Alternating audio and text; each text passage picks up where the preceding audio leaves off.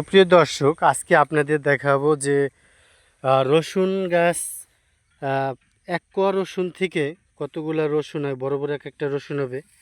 আজকে আপনাদের দেখাবো।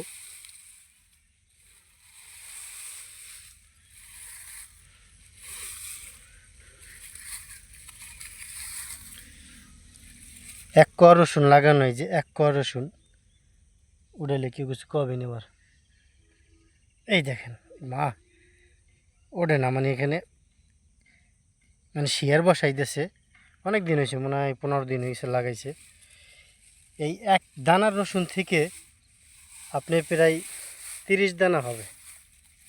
এটি একটা আল্লাহর একটা নিয়ামত। কেন, আল্লাহর নিয়ামত যদি না থাকে তাহলে কিছুই হয় না। আমরা যা কিছু পাই না কেন, যেভাবে থাকি না কেন, আল্লাহর শুকরিয়া আদায় করতে হবে। এটা আমরা সবাই জানি, এটাই বাস্তব।